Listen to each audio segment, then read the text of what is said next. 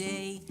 I'm here in Greenkill Gallery in Kingston, New York, with David Gonzalez to have a conversation together. My name is Joanna Rotté, and I'm a lifelong maker of theater.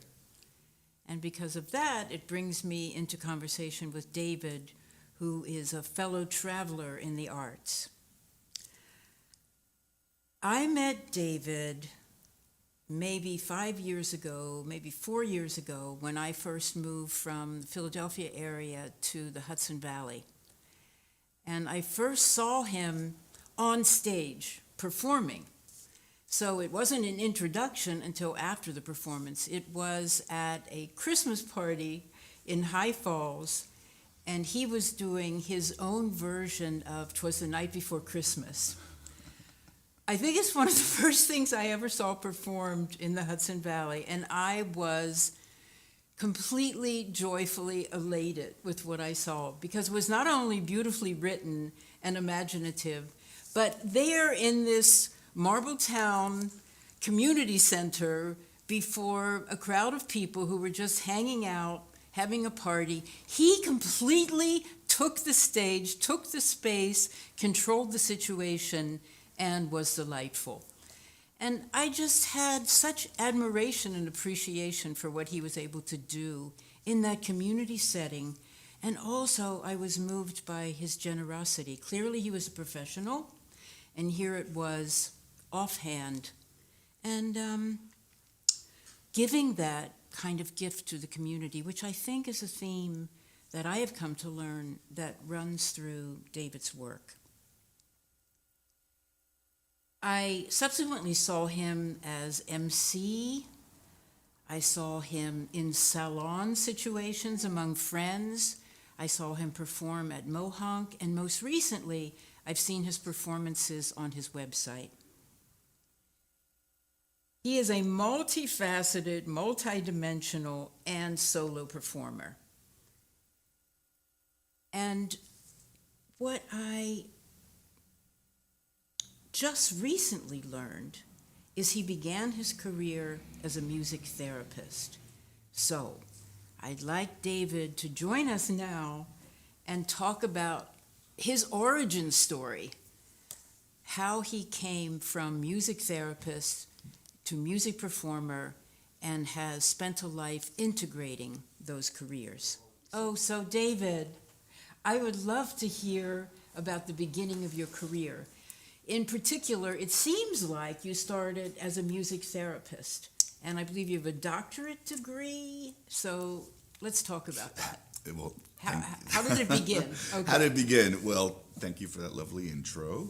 How did it begin?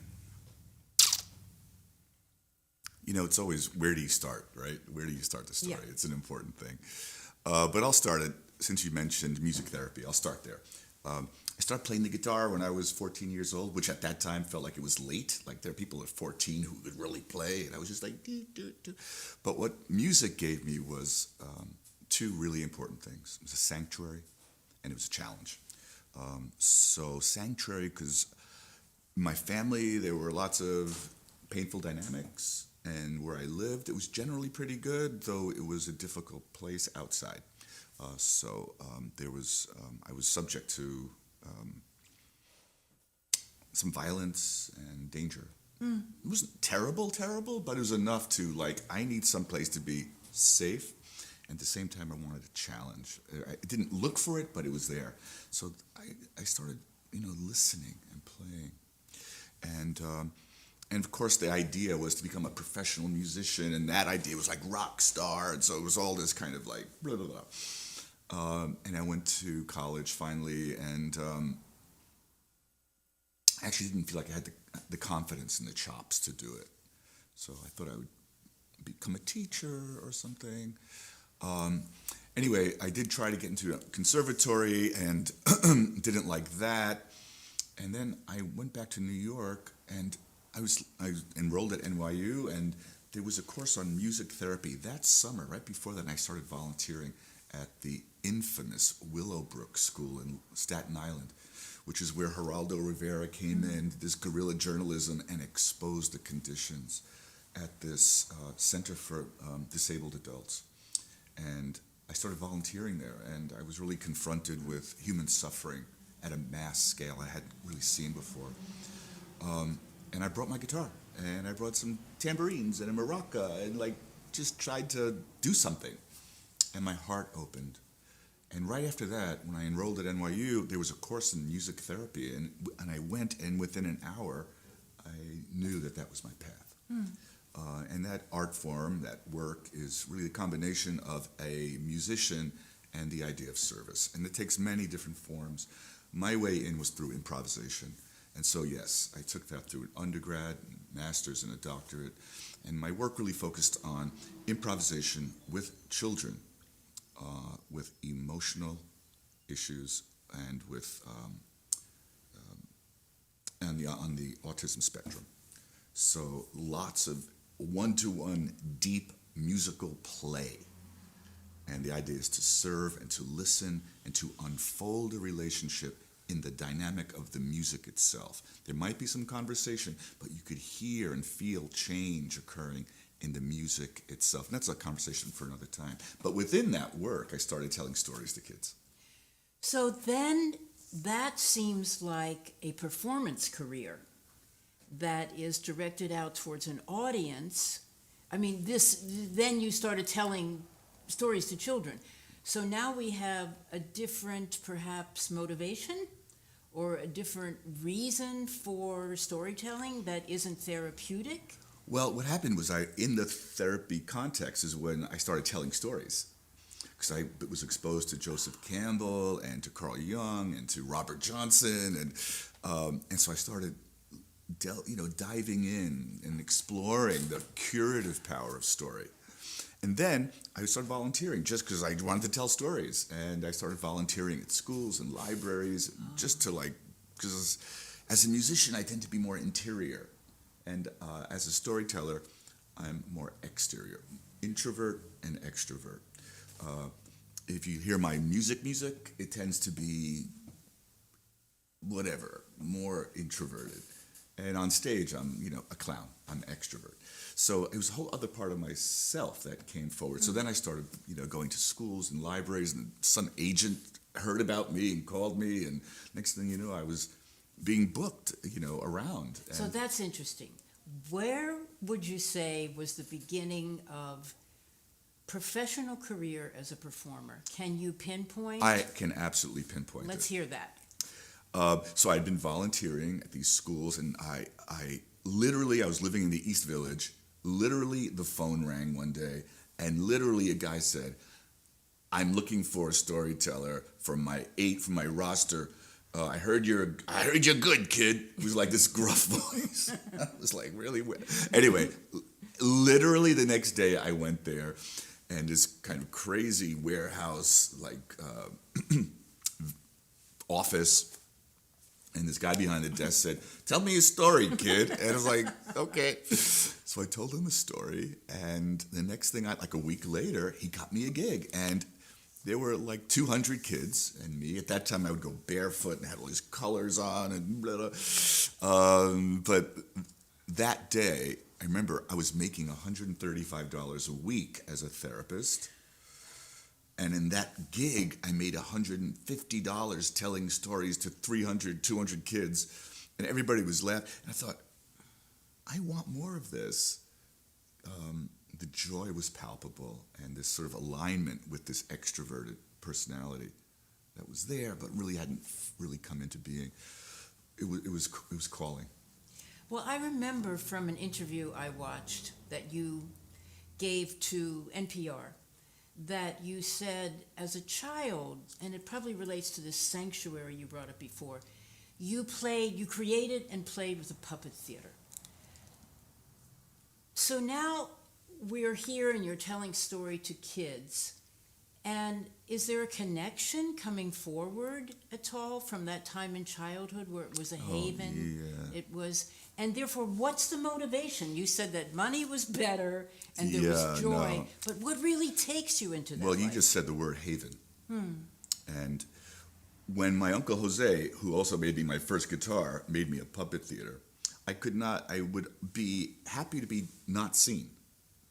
There's something liberating in puppets where you could do anything because the face is hidden. It's a liberating space, you know. And so there was all kinds of dynamics in my life, divorce and pain and all the existential things of coming into consciousness as a being. And then my work with kids and really being intimate with their suffering, because these were kids who had real issues, troubles in their families, troubles in school. So safety, haven, refuge, but not falling asleep within that, but being sort of the curative power of being in a creative, intimate, safe space was important for me as a child, and it was important for me as a therapist, and that has been the through line to create sort of brave, safe spaces for the arts for kids. So that's been my mission, really. I mean, yeah. You're multi-talented, David. You have the music therapist and teacher aspect of your talent, and you're a performer and writer and musician, and you can do mime, and you can move well, and you can sing.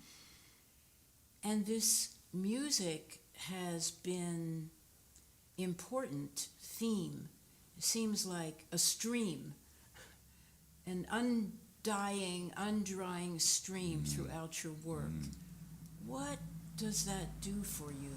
And I want to say one thing. I loved what you said about interior with the music, and it reminds me of what you described in the puppet show, that you're not seen. Mm-hmm. But as a performer, you're very seen. Right. So let's talk about how the music nurtures your work and you. Well, I love what you said is an undrying stream. Okay. I love that. Ellington famously said that music is his mistress. I would say it's the muse, because we have our muses in the exterior world, but the sound itself is a muse, an unending point of discovery and nourishment. And I was so fortunate to have teachers who guided me into that deep appreciation of sound as such.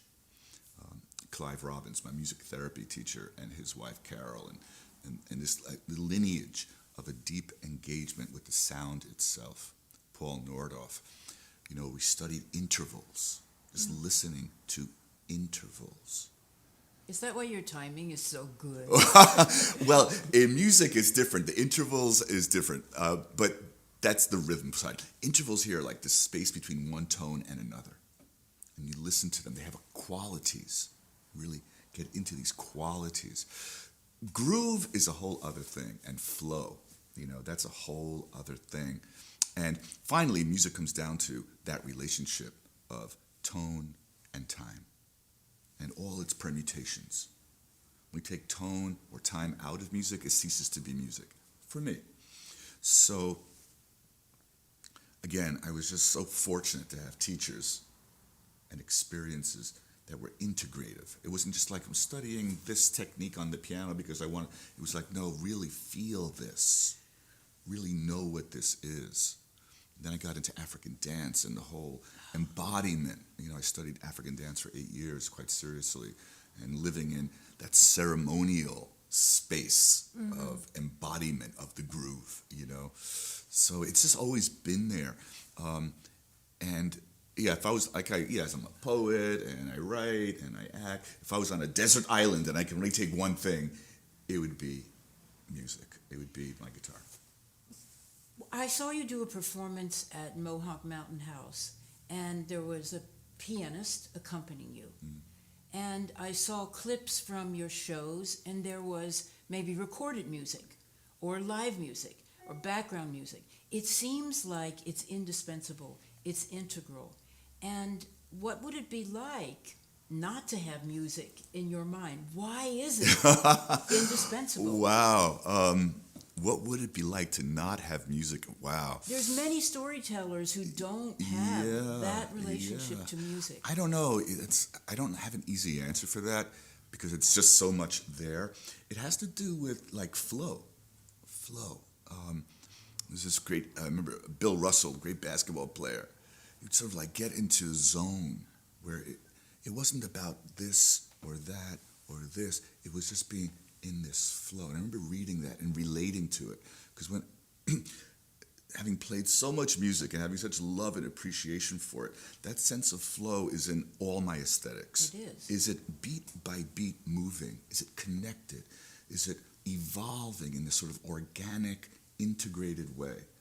And whether I'm, reciting a poem with no music or whether I'm with a big band and we're doing everything, I feel accountable to that sense of flow that's embodied in the great music that we know. And for me, I could give you a list of all the great musicians who've inspired me, but that's my accountability. As a theater maker, I still feel accountable to musical artists as my, whether it's Bach or Stravinsky or Hendrix or Coltrane. There's a beat by beat sense of flow, committed. It's evolving with such integrity. So The young people that you initially worked with and throughout your life have been members of your audiences. What do you like about them?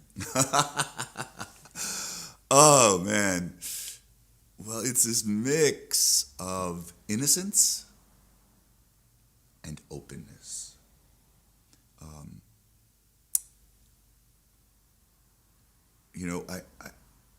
I kind of feel like my biggest job is to like serve enchantment.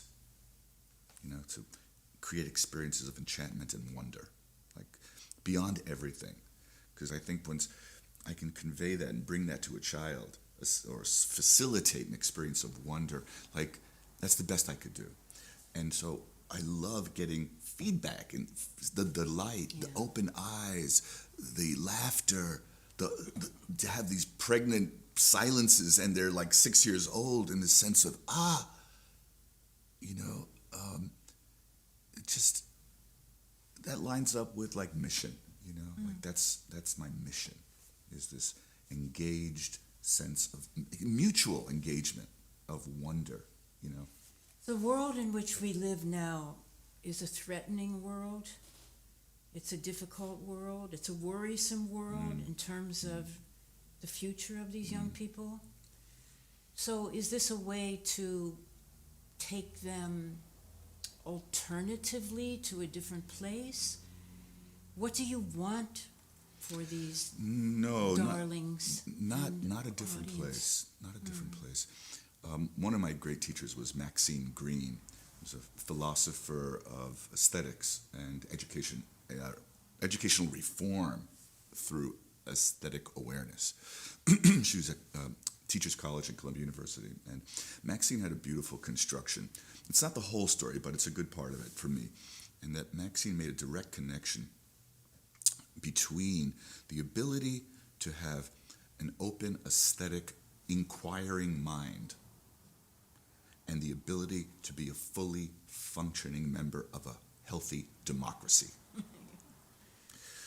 That when we have an inquisitive mind and we own it and we can inquire about our world from an honest place of engagement, we're less likely to be coerced and manipulated by powers that do not have our experience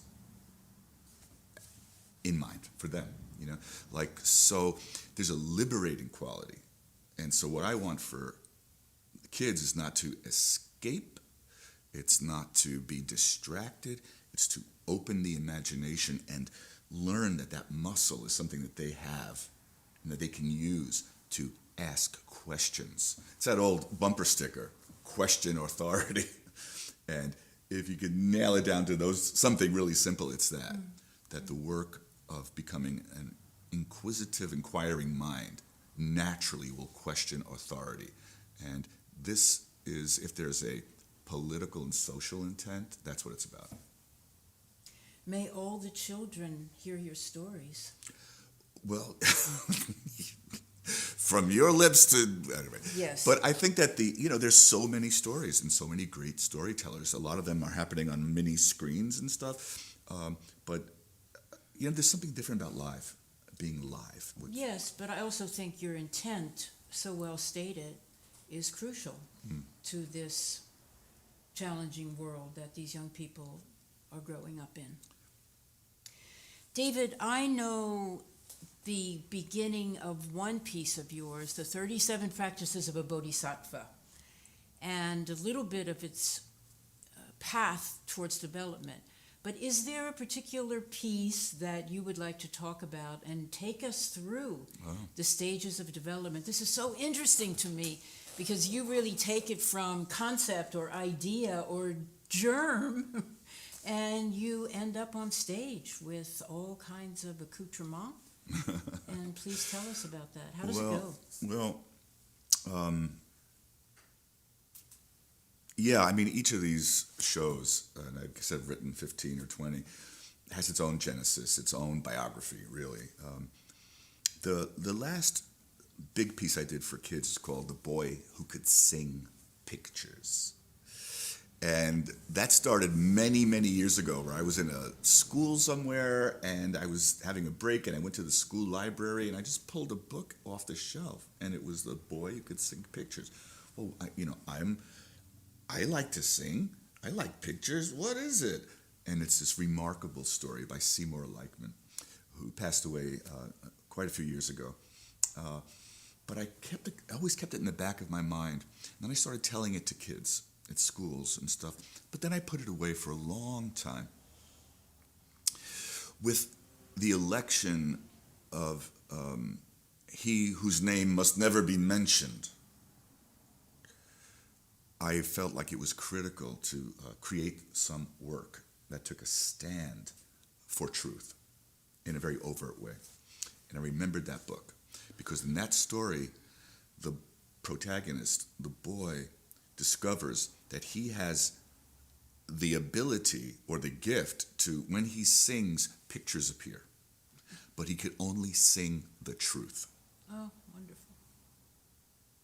And it leads him into this incredible adventure, including a confrontation with the fascistic powers that be, that have usurped the beauty and integrity and control of this kingdom. And it brings him to his knees. I mean, it's really like a nail biter. But he saves the day when he stays true to his gift. I thought, okay, this is the time for The Boy Who Could Sing Pictures. So I dusted it off. The miracle came when, what's going to be the music? Because I love to bring music into this. And I remember I was driving on the thruway. I'm thinking, what's the music? What's the music? What's the music? And out of the recesses, the deep, forgotten folds of my brain, came this piece of music, which is the beautiful Villalobos, Heitor Villalobos song. I'm forgetting the actual title right now. I think it's Preludio. I can't remember the title of it. But I had Spotify, Bluetooth, and the music plays. And I'm like, I see the story. I feel the heart and soul of the story in this music. It's Brasilianas Baquianas. Baquianas Brasileiras, number 5. It's his interpretations of Bach with a Brazilian vibe. Yeah, Baquianas Brasileiras, number 5. Gorgeous. And I thought, story, music, okay. And I downloaded it and I started listening to the story. How could that music fit in here? And I called my collaborator, my musical director, Daniel Kelly. Daniel, we got to get together. I just got this idea. Meanwhile, I call some theaters that I know. Hey, can we do a workshop in your space this month? How about we need one in there? And I start working. I need to get space. I need energy. Get Daniel. Anyway, it took about 18 months of writing, rehearsing, bringing in, brought in my director, Leonard Petit, lighting designers, video designers, working, taking, moving away, processing, churning it through this collaborative process until some venues agreed to take a dare and take a chance with it and give us an audience. And there it came to be. One of the great things about this was this intuition that when the boy sings, we ended up killing all the video except for one tiny moment. But there's one moment when the boy sings for the first time. All the music has been in 2D. That is, Daniel is playing and we have these tracks from the computer, but it's coming from the stage to the kids. But when the boy sings, I recorded this beautiful singer, Daniela Bonauto, soprano who mimics a boy's voice. We separated and we put her voice in three-dimensional surround sound. So there are speakers the kids don't see all around the theater. And so when he sings, it goes from 2D into 3D, and the melody arcs and swirls. And the first time it actually worked, tears fell from my eyes because it was a dream that came to be. So that might take us to a more ineffable place, which is the relationship between your spiritual practice of meditation and your professional practice of theater making. And how about telling us, if you don't mind, when you first were drawn to meditation practice, and then something about how it's affected your work. So there's maybe a David Gonzalez pre-meditation, and a David Gonzalez as performer post-meditation. What does that look like? Wow. Well, it's been a bumpy road. I read Siddhartha, Herman Hesse, when I was 13 or 14 years old, and I was like, oh, I'm really intrigued by this, but I don't really know what's going on here. And then I started practicing yoga when I was a teenager, and it was in this sort of ecstatic Hindu tradition, and I was always reaching for ecstasy. And I never got there. I just felt like inept. And so I had a very, let's just say, mismatched idea of what meditation was through a large part of my life. And it wasn't until about 10 years ago, when I went through a great deal of personal trauma and suffering, that I, quite by accident, stumbled upon a book by Pema Chodron called When Things Fall Apart, and my life was really falling apart. And it was like an invitation to be honest about groundlessness and transitoriness and impermanence and compassion. Compassion for self, and to see that in others.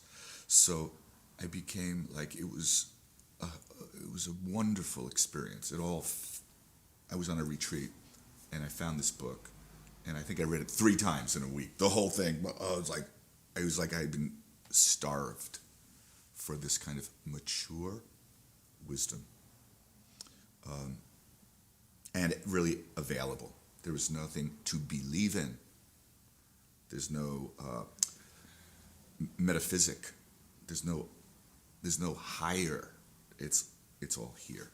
And so then I began to practice sitting meditation in a whole other way. I'd like to interrupt you to say that, I don't know if you know this, but I have recorded or been the voice reading 5 books of Pema Chodron. Oh my goodness. Including that one, so that's a very nice connection. Well, now I'm going to go get the audio book with so, you. From Shambhala Publications. Thank you. Yes, so please now take us to that. Yeah, so, thank change. you, Joanna. So there's this intersection, and you as a writer and a performer, it's moment by moment awareness. Not being in front of it, not being behind it, not being outside of it. So, perhaps it's clearest when I'm playing, in a way. that each tone is like a meditation bell. If you take it, really stretch it over time, the awareness it takes to sit with each single tone that's played and to bring presence and awareness to that and let it have its life. It's that kind of thing. Allowing the moment to be what it is. Giving to it and allowing it to be what it is. And not pushing it forward in time, not forgetting about it, just being with it. So there's a quality of listening for me and a quality of playing that has opened. I don't want to say stillness because it's not about stillness, but there's a sense of just a deeper, more patient quality of listening and being with. When I'm on stage with my more gregarious self, I think that it's about a clearer thing, even letting go even more and more of the me, the character that's bringing it to life. Mm-hmm. To separate out to this sort of real, sort of attending to the beat by beat energy of it and letting go of the result, letting go of it. Yes, because there is a danger in that of everything slowing down too much, isn't there? Oh, yeah. It is a sense of, I've heard people talk or give classes who are meditation instructors, and the world just kind of goes to slow motion. And as a performer, you're very buoyant and dynamic. So that seems to me the challenge or the interesting is to that staying present and being able to have your great timing and your movement and your momentum. But that's the discipline of craft. That's where you just work it and work it and work it, and you don't show it until you got flow and you can sit back in it, So it isn't just because you have the idea it's going to be there, That's what rehearsal is about. That's about the work of it. And you can bring the same attitude to the work of it as well. But finally, this is, my temples are not buildings that I go to. This is a sacred space. I worship in silence.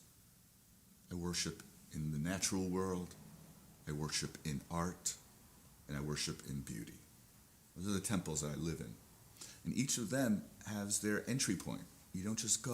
There's dues to be paid, sacrifices to be made in friendship, in art making, in entering into the natural world, and in sitting in silence.